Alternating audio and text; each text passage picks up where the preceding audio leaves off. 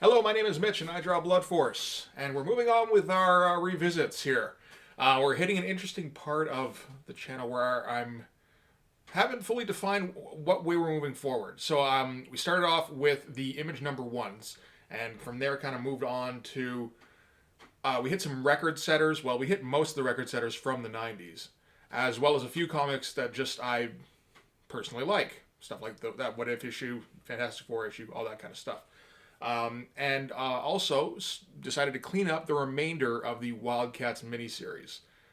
So I thought maybe it'd be a good idea to do that with some of the other miniseries. I mean, these are miniseries. This is Youngblood continues from issue, I guess it's 5 when the miniseries technically kind of ends.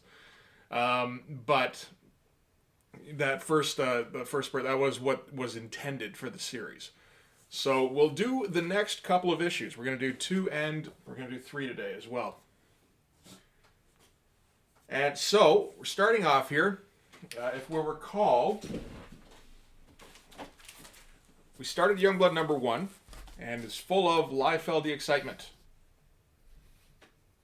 Very eye-catching cover. Great Todd Klein lettered logo. I don't know why. For some reason, this cover struck me as different looking back in the day. Something about the color scheme too. Had something to do with it.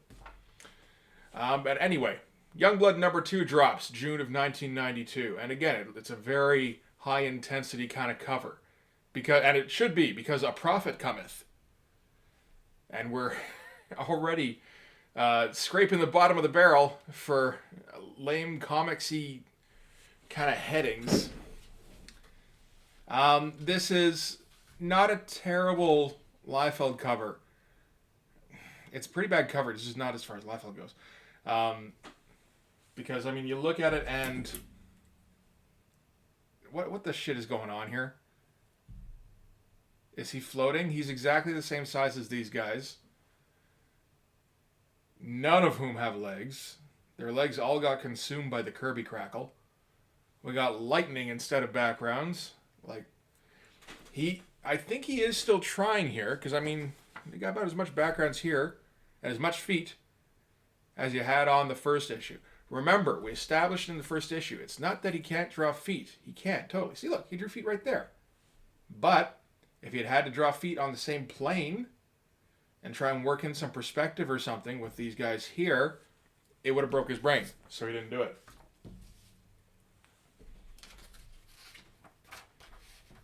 So, just quick recap what happened in Youngblood number 1. Nothing. We introduced the team. That was most of the issue. And then the 4 attacked, and they were breaking a couple of guys out of lockup. And then Die Hard punched one of them and said, "This time you won't be so lucky." And then they all posed. And that was it. And, except for this one here, where Youngblood also went to the Middle East and killed Saddam Hussein, who had robot bodyguards, which might be relevant. I'm not for sure. But yeah, Sci-Fire killed Saddam Hussein, and then they went wah-wah, and they left. That was it. So, we're starting here with another kind of non sequitur beginning. I should briefly go over the credits here. So, Rob Liefeld, creator, writer, penciler, and inker. So, we've already moved on from Hank Canals as the writer. Color design, still Brian Murray. And I think it will be until Supreme number 1 shows up. Because we checked before that in Youngblood number 4, the coloring duties switch over to Steve Olive and Ollie Optics. And this is in February of 93. At that point, Brian Murray is working on the art for Supreme number 2. So, I assume that's why he stopped doing colors on Youngblood. Is he also coloring Youngblood number 5? Good question. Colors Paul Mounts. Man, they jump all over the map, eh? Brigade, same. Ryan Murray. Okay. Interesting. All right. And we've also got Richard Horry as the technical assistant. I'm not sure what that means. I do know Richard Horry was the guy who drew that Infinity backup story. So I wonder if maybe that means all these pipey kind of things in the background.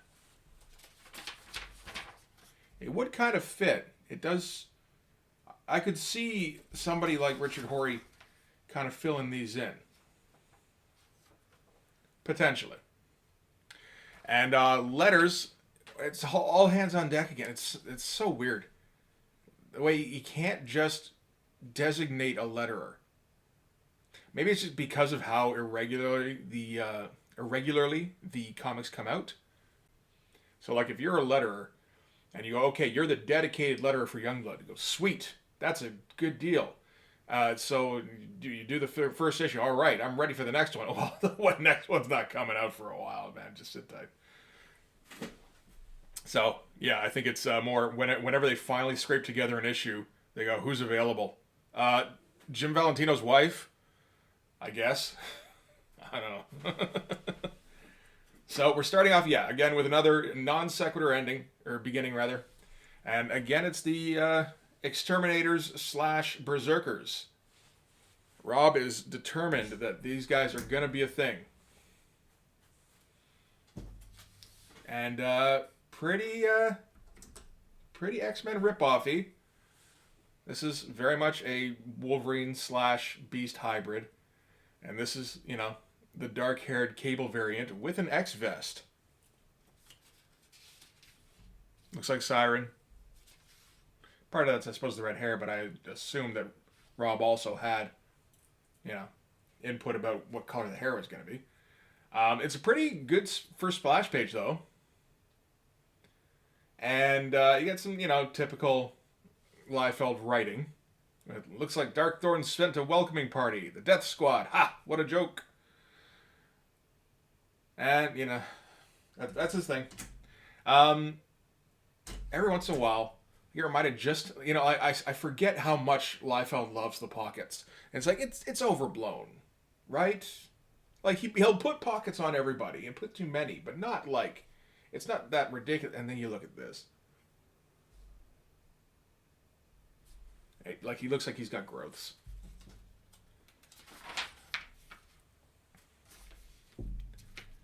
All right, and so the Berserkers are running to the crash tunnels, which to me says like boom tube. And this is the page where they fight guys whilst they introduce themselves to each other. We got that in Cyberforce number 0 as well. Although it was a bit more naturalistic, but it's fine. So we've got Wildbane, who can change size in between from one panel to the next. And Battle Axe, she's an old Battle Axe. And Gray and Psystorm. Oh, did I? No, the other guy was Sci-Fire, and I think I called him the right thing, maybe. And this was Cross, wasn't it? Right behind you, Cross. So these do feel like backup names, although Wildbane that's like a prime Liefeld name there. He came up with a good one on that. And they run into Kirby. This issue was respectfully dedicated to Jack Kirby, of course. And Kirby is a little dude with a cigar and no shirt. I guess that's respectful. And I don't know how many of the short puns were intentional.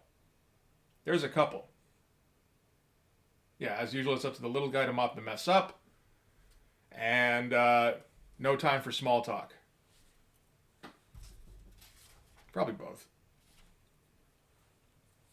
And we get a big let's go team kind of thing while they run for the teleporter. How many of them manage to stay on the right plane? Pretty close. I mean, this kind of thing helps where the feet aren't touching the ground. Yeah, not bad. And this is Dark Thorn, and he's not worried. He's pretty dark sidey.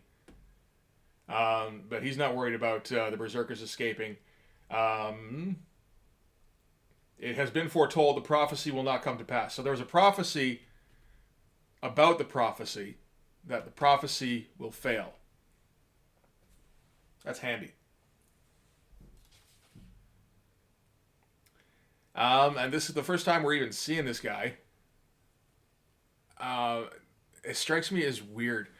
It's like, this is the threat? This is the Youngblood threat? Is this the point of this series? And no, this is the point of this series, is introducing new IP. And we jump to Prophecy, and the lettering changes drastically. And this, to me, looks like Diane Valentino, because it doesn't look 100%. This looks professional. This not so much. Anyway. Yeah, and so they're talking about prophecies here, and the title is Prophecy, and this is John Prophet. So maybe the prophecy is about John Prophet? We don't know, because they don't say. Doesn't really matter, I suppose. And here's a whole bunch of stuff in the background here. Not a terrible panel. Page, couple of pages. Oh, this stuff is all right. This is the stuff. Yeah, I wonder if this is Richard Horry. So I was looking at this like, man, that's not bad panel-y stuff. And you don't generally see this from Liefeld. All of this. Like some, but not this diligently. So I think that might be what that means. And anyway, Prophet is Liefeld's Captain America. We met Supreme. There we go. Who was Liefeld's Superman. But that's all it says. This scientist did hobo research and made himself a Captain America. They don't say why. He just did it. And Youngblood's whole job is to move Prophet from one site to another.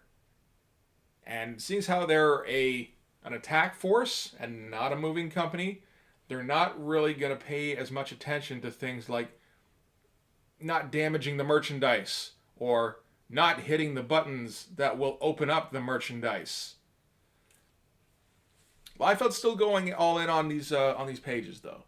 There's no real slacking off here, so that's good. There's a good particularly good post here.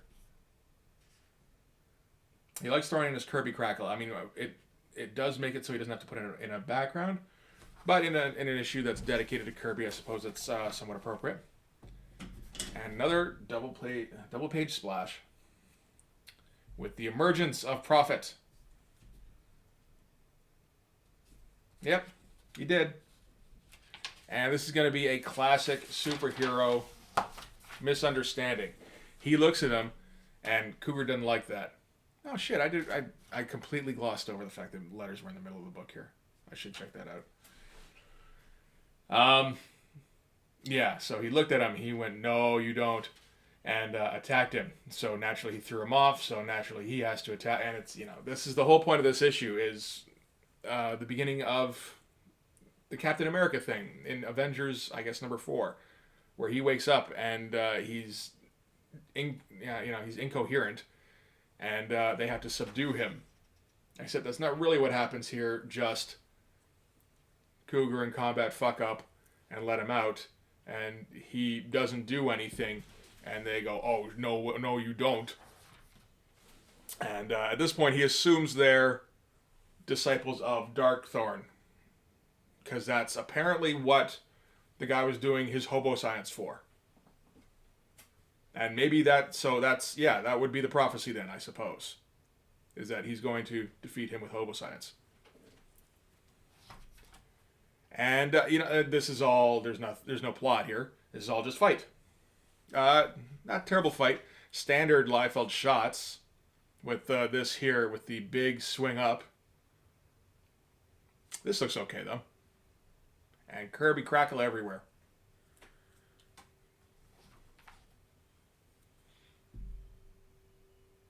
But yeah, he's paying some attention to make sure it doesn't get too lazy here. And I think this is Danny Miki inking. Oh no, he's inking himself. No, this is one of his better efforts then. Here's those weird lines where he just zigzags back and forth. You find those all over the place. Yeah, this is the kind of thing makes me think this is not Liefeld, because you look at the like the battle damage in the room here, and all these rocks and shit flying out of the walls. They don't match up with all these panels. Yeah, I think that's what that was. And more fighty stuff. This almost looks computer generated somehow. I assume that's the case because of how regular the lines get. If you found a way to computer generate speed lines, like that would have been a pretty good day for Liefeld, I think. And, you know, good shots, good action shots here. Even this is a pretty good shot. Her legs are about, you know, 1.5 times the regular length, but otherwise, not too bad. She's got like a full-size waist, well, just about, and everything. You know. No, that's one of his better shots of a woman, I'd say. And this is a little gross. I suppose if I can conjure up enough moisture in the desert to create waves, doing the same in some scientist's sweaty workshop should be no problem. So she's hitting him with the sweat. That's a little unpleasant. And then Brahma, that is his name, right? Yeah. Brahma is going to go and punch him with the speed lines. Shaboom. That doesn't seem like it has a lot of impact. Everyone, when they first see this image, they go, oh my god. But I don't know. You look at it, and it does. Part of it is the how small the sound effect is. There's no like you know, you usually get that kind of flash of an impact in this kind of thing. If it was Simonson, the dude would be flying across the screen and it'd be at a Dutch angle. That's a good way to show an impact. But we're also showing, I suppose, that Prophet can take a massive neck snapping, it does say snap, punch. And so their strongest dude just hit him with everything he had, and it didn't work, so naturally Sentinel's going to fly in and punch him again. And he's like, we've got to convince him that we're not disciples. Everybody punch! That's not generally how that would be done, I would think. And then the disciples just kind of show up and start shooting a dude who was not in the room a minute ago, but he needed to show up so that somebody could get shot and blasted in half who wasn't a superhero. And they go, so wait, this is the disciples? And he goes, yes. So we're all on the same side now. And this is a pretty good robot design that I have not seen from Liefeld before. It may be the kind of design that you might hire a technical assistant for. I think that could be the case. And he couldn't even come up with his own catchphrase for them. So it's, you will be assimilated and resistance is futile. So that's what they're trying to do, is assimilate people. And then the Berserkers show up again to save the day. And Wildman got so excited he was not going into this clothed. Or with any right feet whatsoever.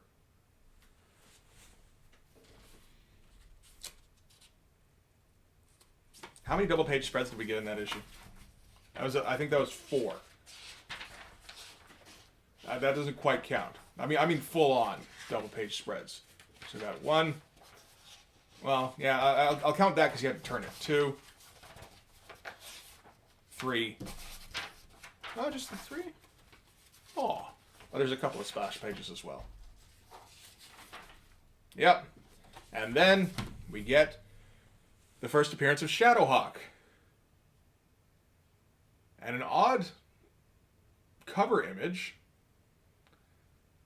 Doesn't have anything to do with Youngblood, but you know, sure. And this, oh yeah, and Jim's inking himself. It would have been nice if for this, like, they could have got Liefeld to ink him. That would have made a different look. And I wonder if that would have been any better. And this is Shadowhawk boiled down. Shadowhawk jumps off a roof, beats up a couple punks, and snaps one of their spines. And that's the whole thing. So, I mean, I guess that you boiled that down okay. The dialogue is, again, gross and, like, just like you. Last night you threw down the paper in disgust. You have stood silently by long enough. A grandmother was brutally raped. So these are some desperate fucking hoodlums. You know? Young boy eviscerated. Not just killed. Eviscerated. And, yeah.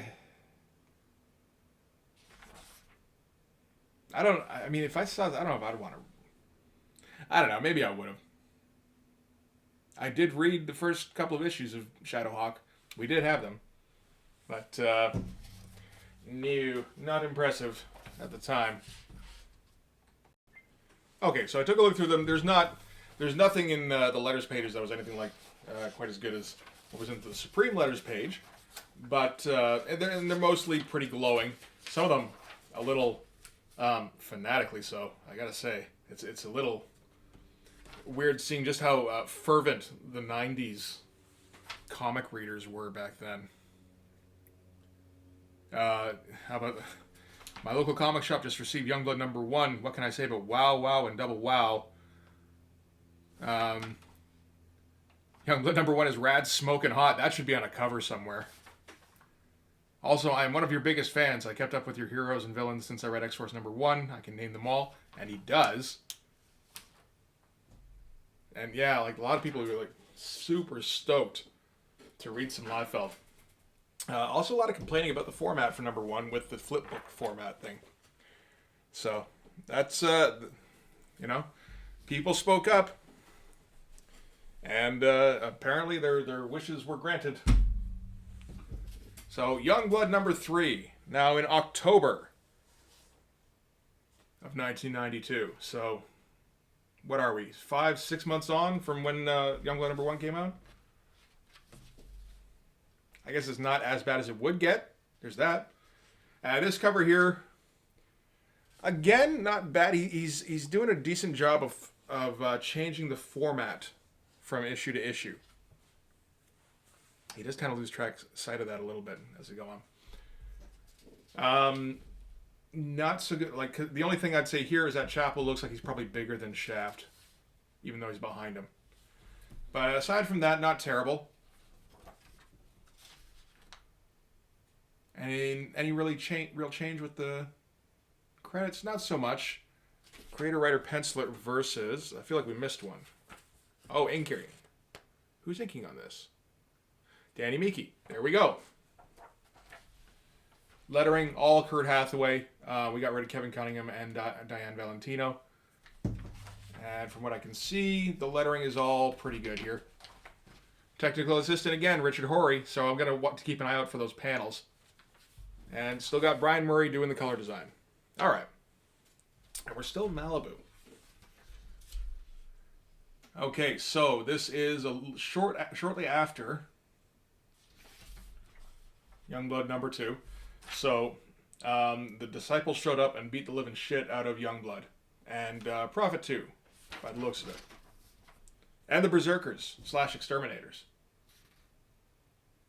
A lot of... Again, you see some Brian Murray messing around with the colors, just doing not general comic booky things. Not doing a bad job of making him look like half dead there, so that's all right. And all this stuff is typical Liefeldian, you know, we're in a fight stuff. This is my destiny. Man against machine. Winner take all. Nothing there meant anything. This is Liefeld robots. I'm thinking this is maybe Richard Horry. Maybe. Yeah.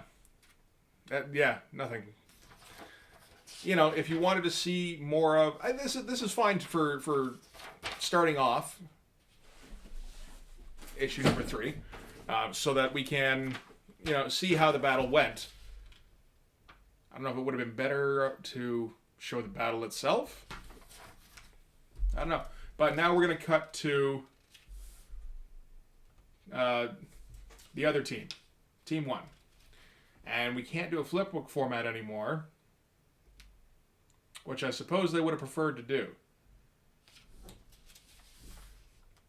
So, but no, we get to cut from the away team all knocked out, Exterminators all knocked out, and John Prophet being the only one left to fight the Disciples, to Badrock and Shaft being told that they have to go to a meeting to talk about marketing.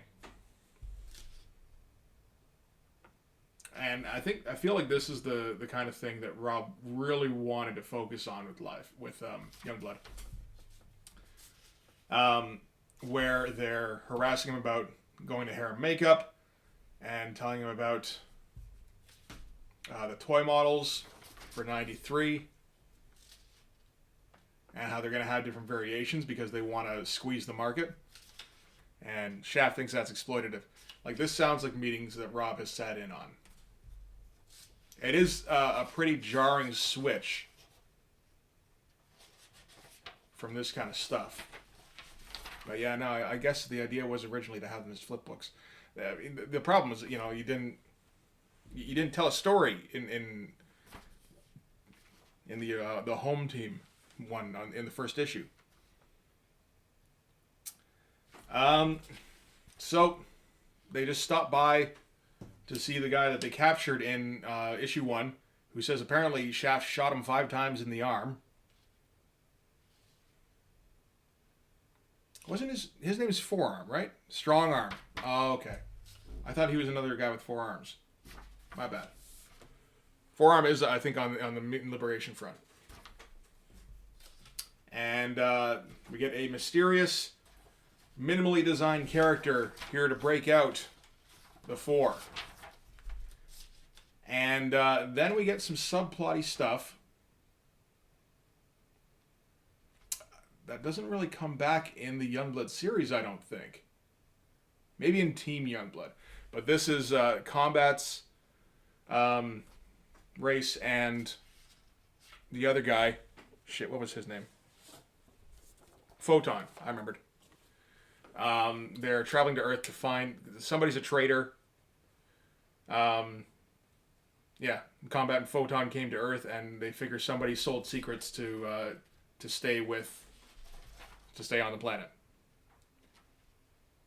This stuff is fine, although this is like, you know, I just drew a dude, and, you know, I didn't bother with a panel anywhere. I guess he could have done it here. That was the idea. And this is all the stuff that Richard Horry did backgrounds on, eh? That's what I should. I should hire a guy to draw backgrounds for me. Gerhard's not busy anymore, right?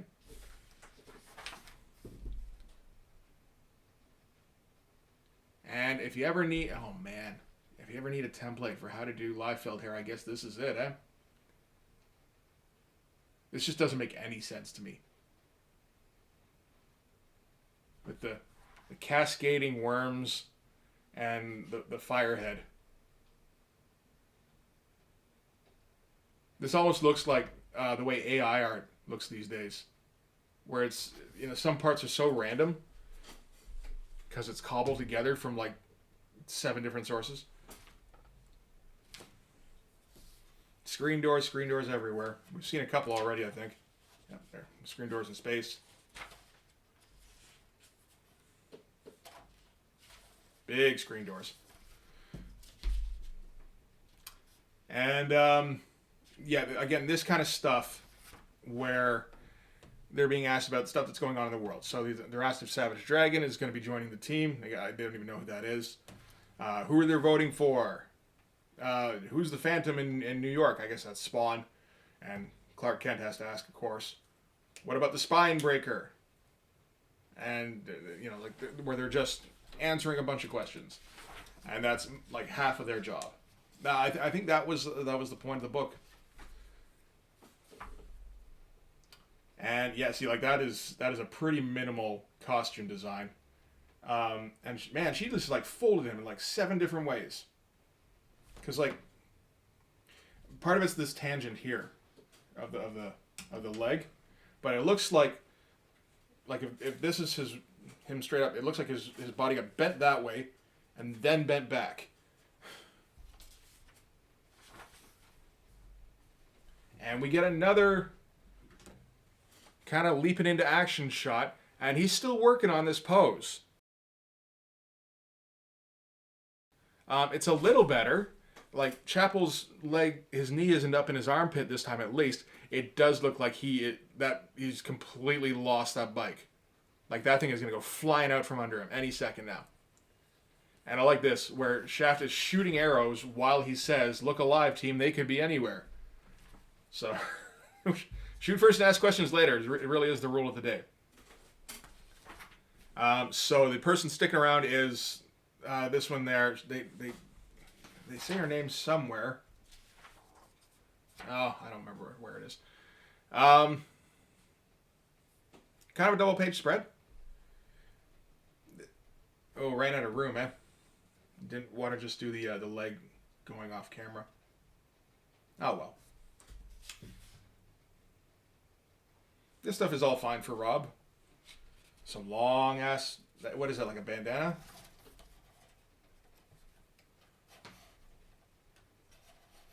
Wow. Okay, yeah, I didn't really notice that the first time. And then... Oof. Now, we're going to completely ignore the backgrounds. This almost feels like one of the Rob ripoffs, like Jeff Matsuda or something, or like Mara Michaels. And then Shaft goes, "Huh? Ninjas?" Which is what I said as well. And then he continues to speak for us, going, "What's with this broad? What's with these ninjas?" And the ninjas keep attacking him for some reason. They are being fairly non-lethal about it. They just kind of kick him and punch him, and he immediately goes to cutting one in half. Because they're, again, extreme, remember? And, yeah, Bad Rock versus Ninjas isn't going to go very well for ninjas, as you'd expect at least. And Chapel gets the line of the comic with "damn stupid ninjas." I'm stealing that. I am stealing that at some point. And you get a lot of people just kind of trying for a catchphrase or a line during the middle of a battle. So, never did understand what good a flying kick was against a gun. See what I mean? Too bad. Who are you talking to? That's the end of that.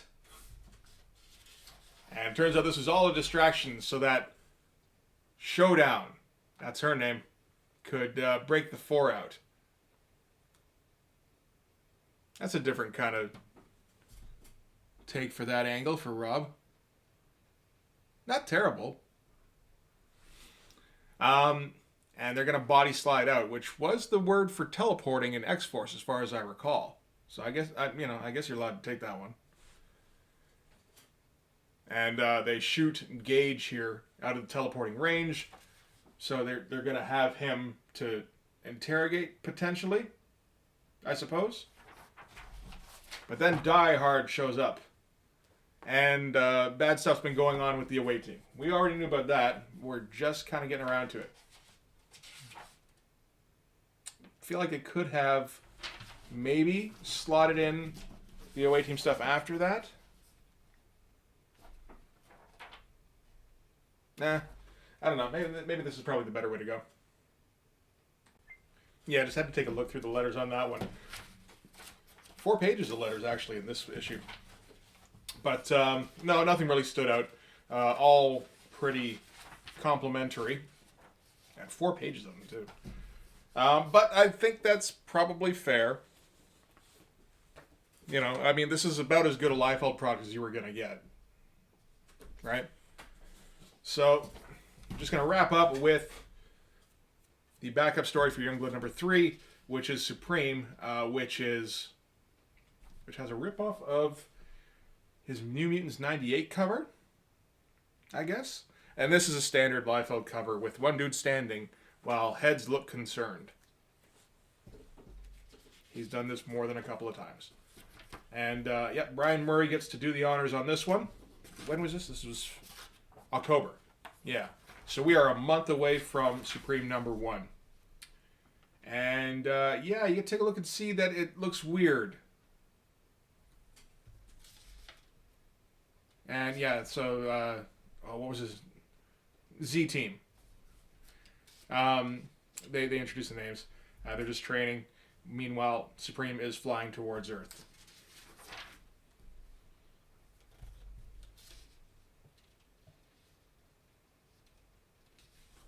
Yeah, and then they reused the cover drawing. I mean, that's fine, I guess. Wasn't really necessary. Didn't add anything. Neither did the Shadowhawk one. Neither did the Pit one from Youngblood number 4. That's coming up. Yeah, none of these things really add a whole lot, except to make you go... the idea is to make you go, man, I'm going to read that when that comes out. I don't know if you really do that. Maybe the Pit one you do, because, you know, at least it looked cool. But, yeah, that's so that's it for Youngblood number 2 and 3. Probably some of Rob's best efforts, I think. This is kind of peak Rob. Where he's worked out a couple of the kinks from his New Mutants run, /X-Force. Not nearly all of them, but that's okay. We wouldn't expect that of him. He's still put in a pretty high line count, and he's still trying on the covers. That ends pretty quickly. I would say sometime around, I don't know, maybe issue 5. Anyway. Yeah, as far as Liefeld goes, not too bad, I suppose. That's my full review. 2.5 stars. Way to go. But that should do it for this one, I think. Thanks for sticking around. If you like this video, please hit like and subscribe and hit the notifications so you'll know when I drop more. Go follow me on Twitter, and more importantly, go over to my Patreon and subscribe there. We need more subscribers so I can get Blood Force going and on the shelves. But we'll hit more Liefeld in the future. Until then, thanks again for watching. Bye-bye.